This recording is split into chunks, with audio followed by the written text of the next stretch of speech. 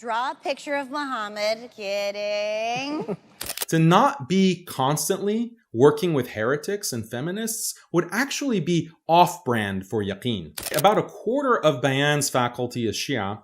The rest are essentially Murtaddin or Zanadiqa because, well, that's how Bayan gets naive Sunni Muslims to trust Bayan and pay them thousands and thousands of dollars in donations. And Zakat.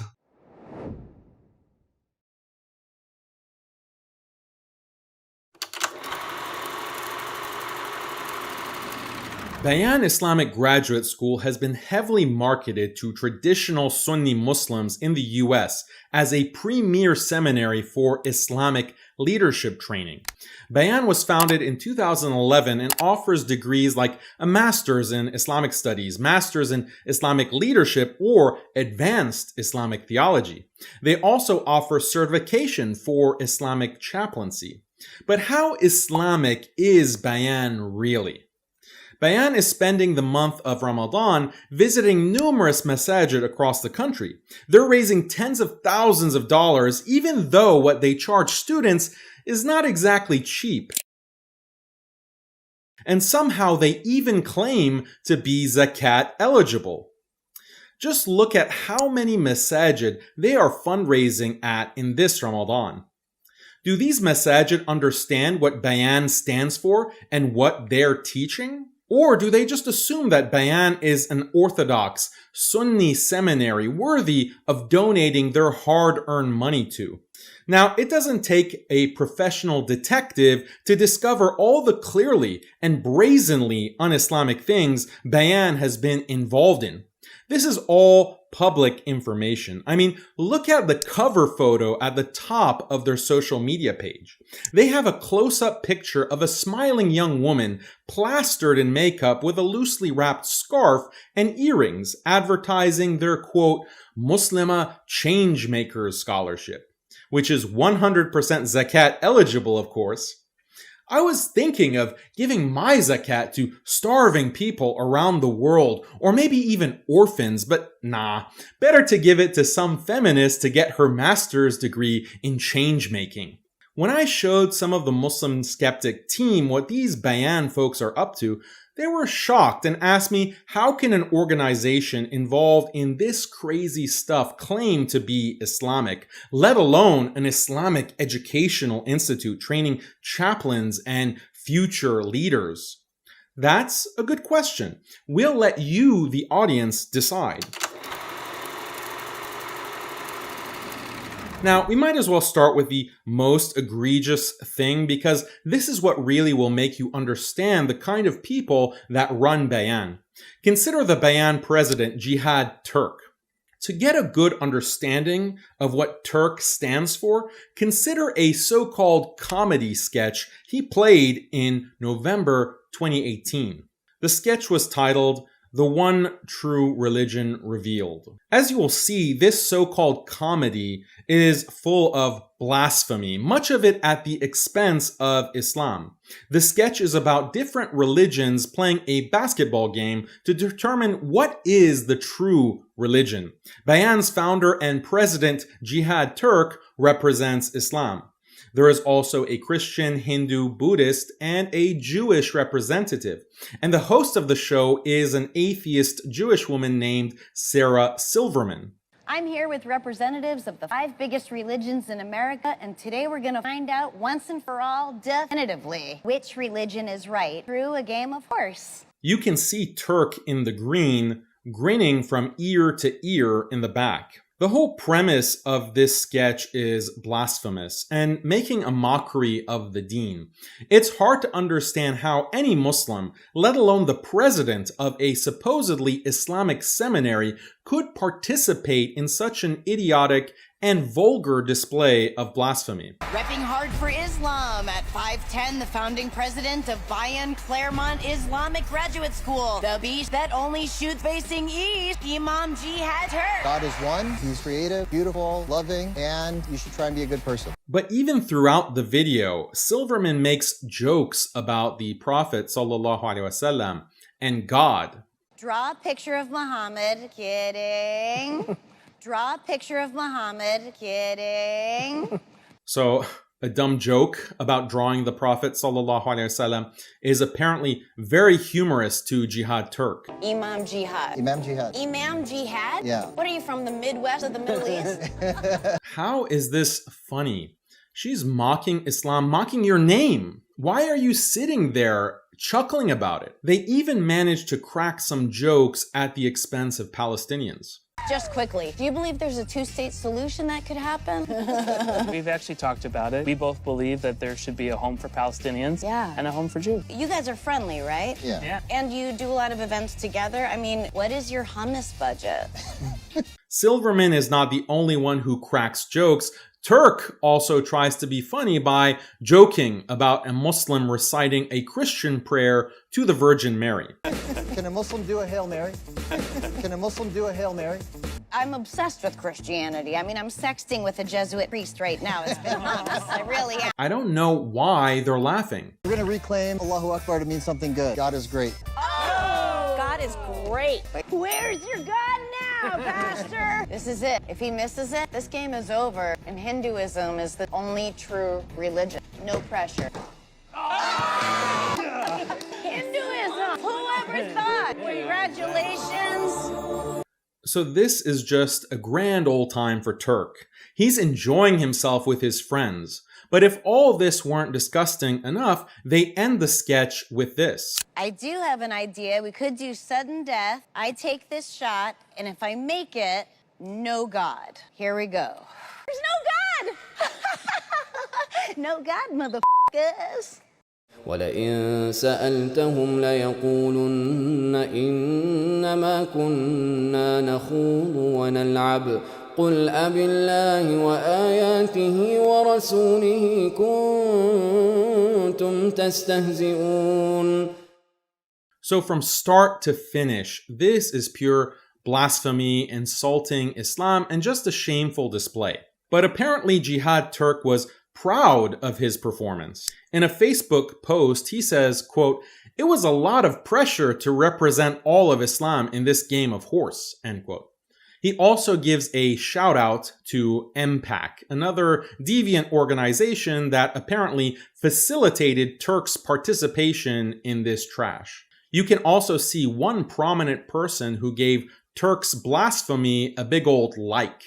Some of you may know Dahlia from her TED Talk, where she talks about all her gay friends. When I was 17, I decided to come out. No, not as a gay person like some of my friends. What many of you might not know is that Dahlia Mugahed, the sister of Yasmin Mugahed, was also the token hijabi who worked in the Obama administration to help develop his CVE program, which, for those of you who don't know, was the program used to police religious Muslims and their masajid as suspected terrorists just because they're conservative practicing Muslims. More on CVE later in this video, so stay tuned. But for more information on Dahlia Mugahed, you can read our reports at muslimskeptic.com, linked in the description. Dahlia Mugahed helped develop that anti-Muslim program, and she also pushed it onto the American Muslim community for years. Nowadays, when she isn't pushing the Qawm Lut agenda, she's an advisor for Yaqeen Institute. She also regularly fundraises for Bayan. Now, there are some very interesting connections here between Turk's Bayan Graduate School, Dahlia Mugahed, and Yaqeen Institute, but we'll get to all of that a little later. First, let's take a closer look at Bayan's faculty. Heading up Bayan's board, you have Asifa Lands. She is an academic whose whole career revolves around feminist, reformist reinterpretations of Islam. For example, in 2013, she wrote a paper on how to reform Islamic law, where she says, quote, "Is Islamic reform even possible? Can something based on divine law be changed by human beings? The answer is yes," end quote. Recently, she was very active protesting the overturning of Roe v. Wade, which made abortion illegal again in many states. Asifa argued in multiple outlets that in Islam, women have the right to choose to abort their children. In addition to the blasphemer Jihad Turk, this is the second person who is leading Bayan Islamic Graduate School, which, let me remind you, is supposed to be training Muslim chaplains and imams. What kind of training do you think they'll get with such a person at the head of the school? Now, moving on to the rest of the faculty, you have complete zanadiqa like Umaid Safi teaching. Who is Umaid Safi? Just a Shi'i, pro-Qawm Lut, pro-Islamic reform heretic, and the former head of the ultra-deviant Progressive Muslim Union. If you go to Safi's social media, you can see how he often posts kufr statements about his love for other religions and his love for Qawm Lut. Sometimes he'll post pictures of himself snuggling with his dog. Another faculty member is Jonathan Brown. We don't need to tell you all about Brown's long history advocating for gay marriage, telling Muslims to support LGBT rights in his infamous Yaqeen paper, and championing the right to insult the Prophet ﷺ. You know, I'm more pro-speech, free speech than any of this. I fully support the right of people to actually insult the Prophet in the United States, because I think that's the best regime for human happiness. Other questions? So let me read something that you've written. You said, according to the Rashi opposition, American Muslims should support the right of gay marriage under US law. Doesn't this seem very contrary to the da'wah of Lut alayhi salam? I don't think Lut alayhi salam talked about gay marriage. I don't support gay marriage. I support the right to marriage for gay people. Another deviant faculty member is Joseph Lombard. Lombard likes to pretend that he is an Orthodox Muslim, but if you actually read Lombard's work, you discover that the man is an unapologetic perennialist. Perennialist just means someone who thinks other religions are valid. With Lombard, he believes that Islam did not abrogate other religions. According to him, Christians and Jews and people of other religions should be considered believers along with Muslims, and that accepting the Prophet Muhammad ﷺ and becoming a Muslim is not necessary for salvation. In other words, pure kufr. He says that the Quran does not come to abrogate other religions. He writes about and defends all this kufr in an essay titled The Quranic View of Sacred History and Other Religions. Another faculty member that deserves mention is Ingrid Mattson. Many of you know by now that Mattson is a pro-Qawm Lut feminist who also is a big advocate of reforming Islam and has had shady associations with various governmental agencies. Just as a small sample of Mattson's deviance, consider the fact that she was the scholarly advisor for a feminist organization named Heart, Women, and Girls. You'll also notice Bayan's current board member, Asifa Lanz, who we just mentioned, was also a scholarly advisor for Heart. And what is Heart all about? Well, just the usual promotion of Qawm Lut. You can be Muslim and trans, you can be Muslim and LGBT. And here is Heart celebrating International Masturbation Day.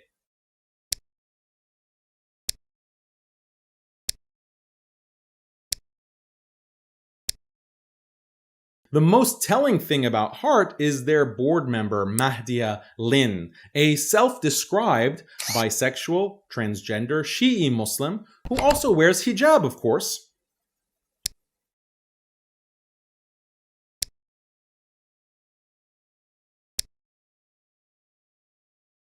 This is the organization that Ingrid Mattson and Asifa Lanz are scholarly advisors for, whenever they're not training imams and chaplains for Bayan, of course. To read more about Ingrid Mattson and her involvement with all of this, see our Muslim Skeptic article on her. Ingrid Mattson teaches a course on chaplaincy for Bayan. Imagine you send your child to college and the Muslim chaplain at that college has been trained by the likes of this heretic, Ingrid Mattson. Okay, so as if all that's not enough, who else teaches at Bayan? Well, you have David Coolidge, a guy who went from being Sunni to being Shi'i, posts about visiting Hindu temples, quotes Hindu religious scripture, and also posts publicly about how, quote, the Hindu scholar who has had the most impact on my life. Have you ever heard a Muslim praise a Hindu mushrik scholar for the amazing impact on his life? Coolidge talks about the amazing deep parallels between, quote, both our spiritual traditions. Does he mean the spiritual traditions of Shi'ism and Hinduism, or what exactly? I guess if we want to find out, we better enroll at Bayan.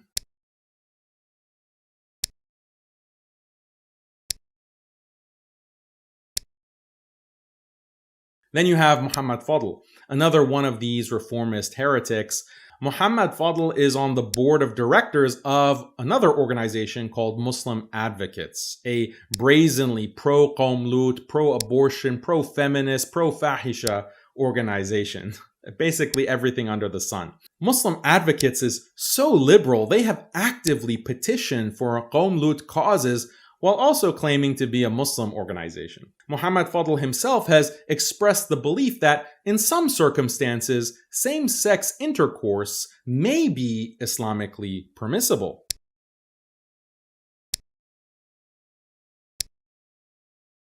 You also have Uwaymir Anjum. For those who don't know Uwaymir, he is the editor-in-chief at Yaqeen Institute. Of course, the editor-in-chief of Yaqeen Institute has no problem being co-faculty with all these heretics and feminists, teaching Islamic theology and so forth. To not be constantly working with heretics and feminists would actually be off-brand for Yaqeen. So a lot of Bayan's faculty is actually Shia. One of their board members, Hadi Qazwini, is the son of Mustafa Qazwini, a Shi'i imam in California. Hadi is also the nephew of Hassan Qazwini, who was the imam of the largest Shia mosque in North America. The number of Shi'i faculty at Bayan is interesting given the courses. For example, courses on Islamic theology and Islamic law are co-taught between a Shi'i professor and a feminist heretic, for example. There aren't separate courses for Shi'i theology and Sunni theology. So what exactly are Bayan students learning? A mix of theologies? Are they just learning these subjects in a purely secular way where it doesn't matter if you're Sunni or Shi'i or Christian or atheist? So in summary, about a quarter of Bayan's faculty is Shia. The rest are essentially Murtaddin or Zanadiqa because they believe that Islam should be reformed or that homosexuality is halal or that all religions are acceptable. But then here is the surprise. You also have on the faculty, quote-unquote, traditional Sunnis like Suhaib Webb, Khalid Latif, Sherman Jackson, and Omar Farouk Abdullah.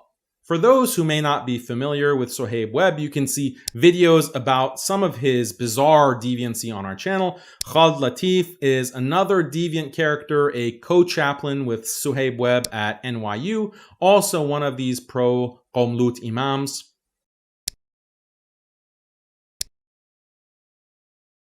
In the last few months, I've stood at press conference after press conference and rally after rally in the wake of a rise of anti-bigoted, anti-Muslim, anti-immigrant, anti-woman, anti-LGBTQ, anti-black, anti-Asian, anti-any minority that you could think of.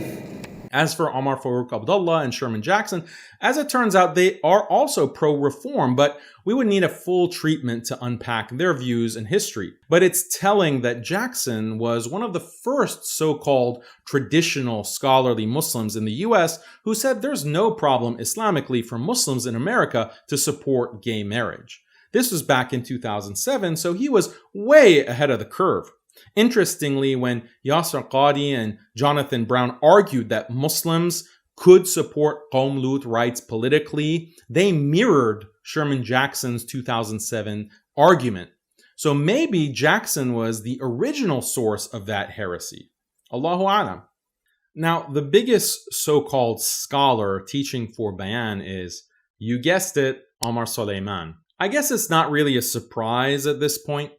If there is any group of deviants doing something somewhere, there's a very high chance Omar Suleiman is going to be involved in some way. We have documented this on this channel in several videos, but there are also Muslim skeptic articles that you may have missed that go in depth on how closely tied Omar Suleiman is to so many deviant liberal and feminist organizations and figures in North America, and how he has helped entrench these liberals and feminists into the larger religiously conservative Muslim community and our masajid. He has been a unique force in liberalizing at least one generation of Muslims in America. So if you want to look at this more closely, definitely check out these articles. These traditional imams, especially Omar Suleiman, are heavily used in Bayan's marketing materials. Learn about Islam from qualified scholars like Dr. Omar Suleiman. Experience what it's like to be in the Bayan classroom with a bunch of reformists, turban hijabis, and of course, Dr. Omar Suleiman. Get reliable and relevant information about Islam from Dr. Omar Suleiman. Learn the prophetic model of ministry at Bayan with Dr. Omar Suleiman. I wonder if he gives students some tips on how to best pose for the camera when standing next to LGBT priestesses doing pagan rituals. Is that what they mean by prophetic ministry? I thought Christians did ministry, not Muslims. So why all this advertising using these traditional looking imams when it's obvious from the rest of the faculty that the last thing Bayan cares about is traditional Sunni Islam? Because, well, that's how Bayan gets naive Sunni Muslims to trust Bayan and pay them thousands and thousands of dollars in donations. And zakat. It also gives Bayan credibility such that the Muslim community respects the degree and the accreditation from Bayan as having some kind of religious merit. Oh, you have a master's degree in Islamic studies from Bayan? Wow, that must mean you're a real scholar. Please accept this imam position at our masjid and this chaplaincy position at our university. So this is all just a huge bait and switch designed to liberalize the Muslim community and drive them into sheer kufr. The supposedly traditional Sunnis who are the bait, like Omar Suleiman, should be blasted for being a part of this ruse. Does Omar Suleiman or Sherman Jackson approve of Bayan's faculty and what is being taught? Are we supposed to believe that Omar Suleiman is getting paid by Bayan to teach and has agreed to have his face to be plastered on all these Bayan advertisements, but he has no clue what these people at Bayan are really about, what his co-faculty are really about? Or does he know full well what Bayan is all about, and he's just hoping the trusting Sunni Muslim community, who pays him and Yaqeen Institute millions of dollars every year, by the way, is he just hoping that those traditional Sunni Muslims don't find out? Anyway, Bayan is nothing more than a Trojan horse operation, and sadly some Muslims are falling for it hook, line, and sinker. Bayan sends their people across the country to give khutbahs and masajid and essentially bamboozle Muslims for these donations. Just look at how Bayan markets itself. They want to shape the future of American imams and chaplains. They want the future of American imams to be a bunch of pro-Qawm Lut feminists and zanadiqa, what they call change makers. That's the future that Bayan wants. And as we speak, they are going to masajid across the country, soliciting big-time donations. In fact, they claim that donating to them is zakat eligible. Just imagine donating to this pro-blasphemy den of vipers and thinking you're fulfilling your zakat obligations. But really, that's the core of the problem. The only way Bayan can thrive is through misleading these naive Muslims who just write checks with no due diligence. They just write checks year after year and then scratch their heads. I wonder why my son has become a cross-dressing apostate and why my daughter is a queer social justice activist on her 5th abortion. I sent them to the masjid for years to learn from an imam who was accredited by the respectable, traditional Bayan. What happened? Okay, you've seen the blasphemy, you've seen the faculty, you've seen Omar Suleiman promoting Bayan and being featured in a ton of their marketing. So what else is there?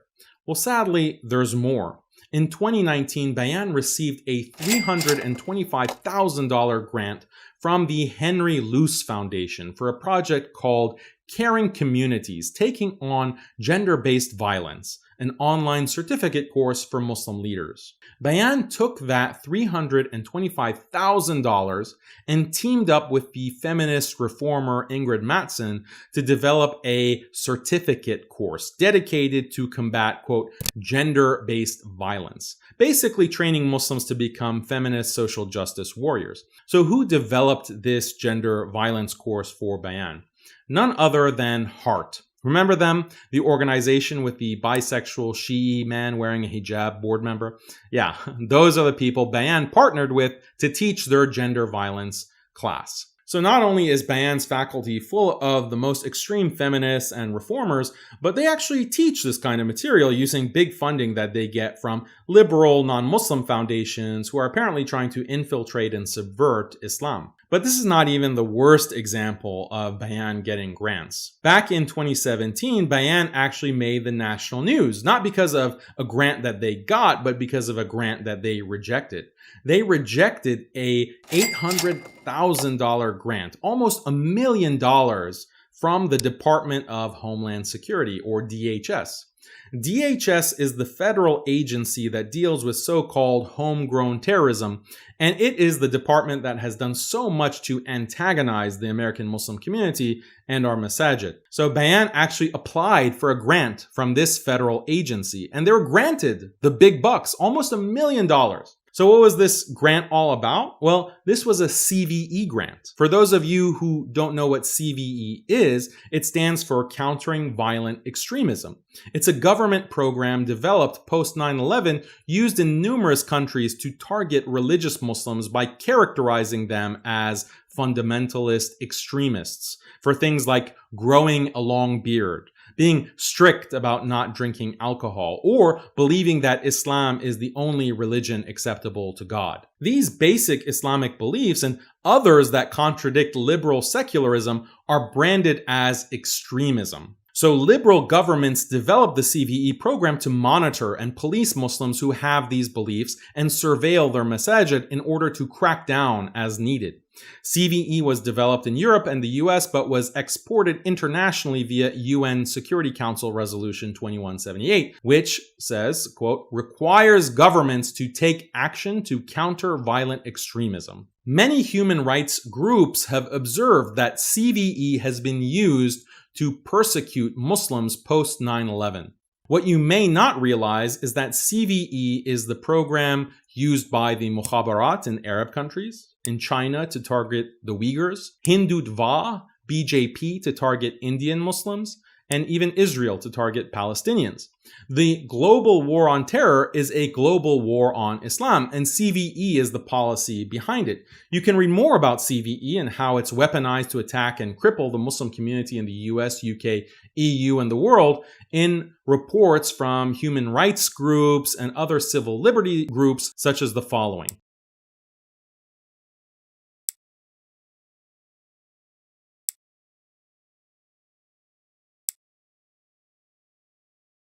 So that is what CVE is. Figures like Dalia Mugahed played a key role in normalizing CVE and pushing it onto the Muslim community in the Obama years. And of course, Mugahed is closely connected to many of these liberal Muslim organizations like Yaqeen Institute and Bayan. Here you can see an intensive course that was offered by Bayan. For the low price of just $1,000, you can learn how to speak publicly about Islam from such Islamic luminaries as Dalia, CVE Mugahed, Imam Water Ritual, and left-wing shill Mehdi Hassan. So Bayan wanted some of that sweet CVE money.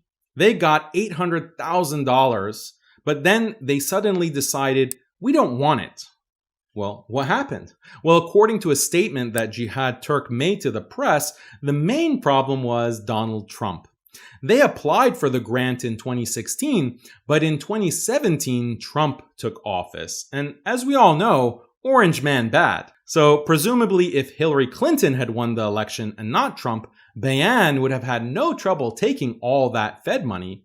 Trump's Department of Homeland Security was more than willing to give Bayan $800,000, but that would have been too controversial to take money from the Trump Department of Homeland Security. If it were Hillary's DHS, then no problem.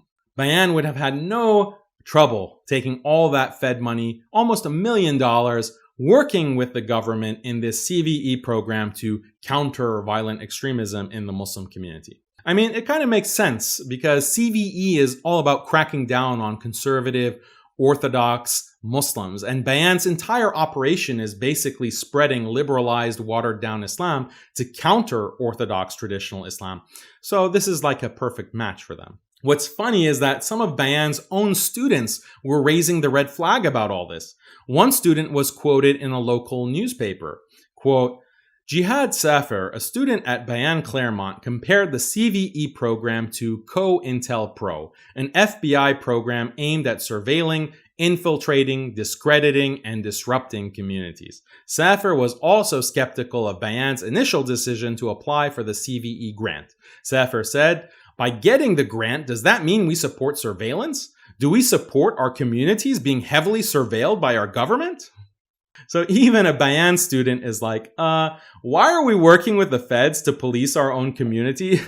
Even this poor Bayan student could see through what Bayan was doing. He could see through the copious amounts of cow manure Bayan has been shoveling to justify this kind of shady work.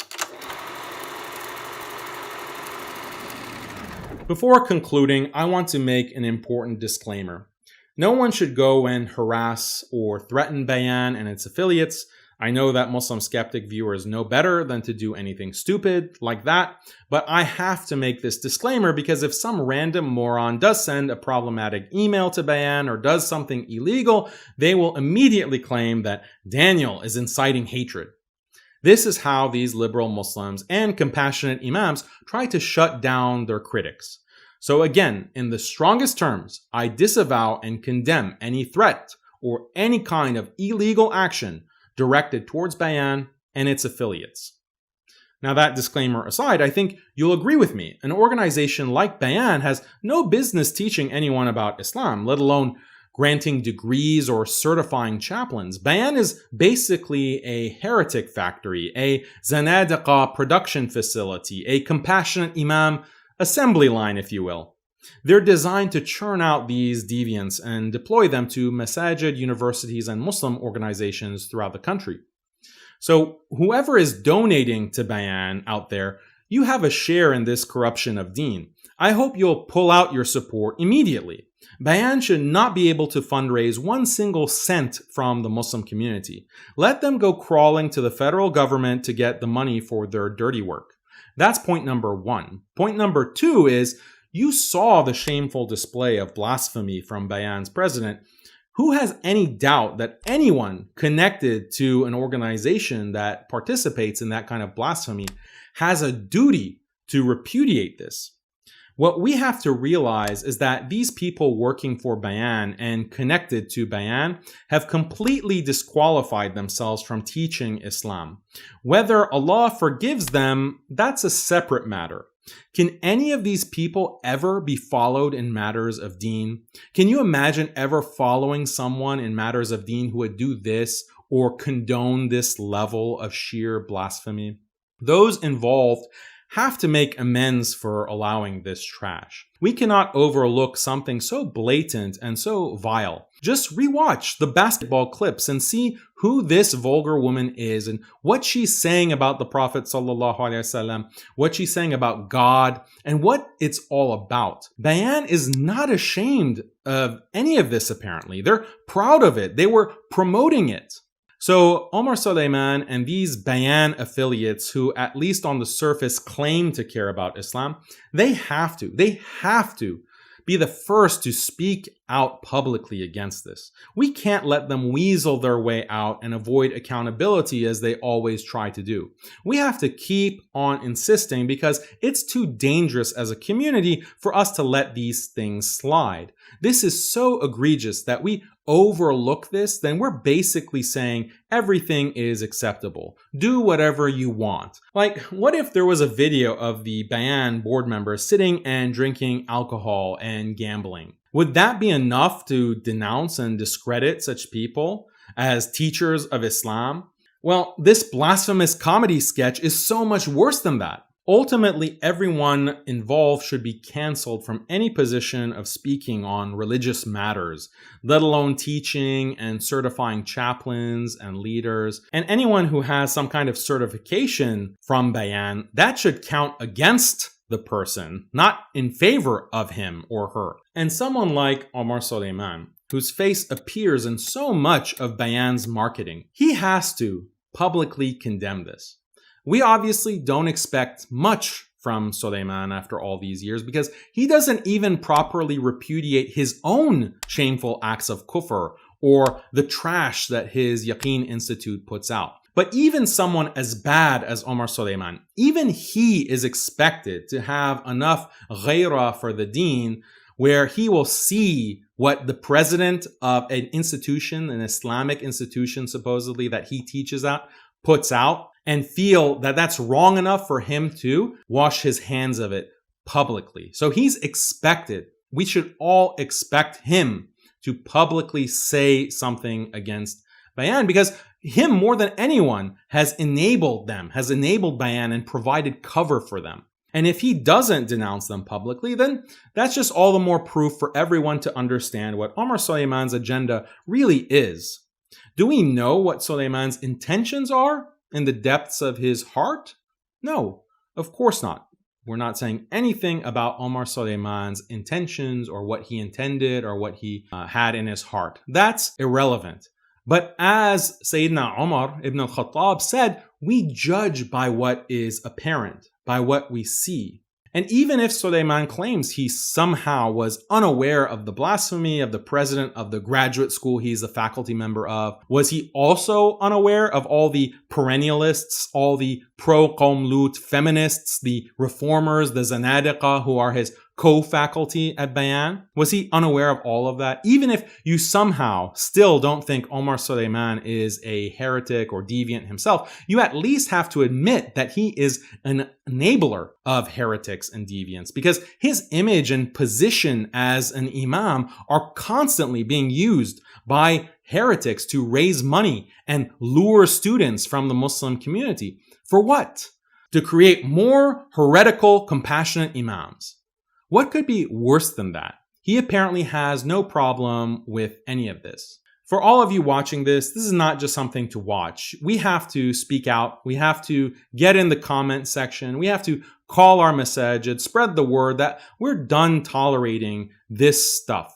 We see all around us the sheer damage caused to our community by liberal distortion and watering down of deen. We have to make our voices heard that enough is enough. The fact that an organization like Bayan can go to so many masajid and stand on the mimbar in Ramadan to fundraise is such a huge scandal. This is such a shame.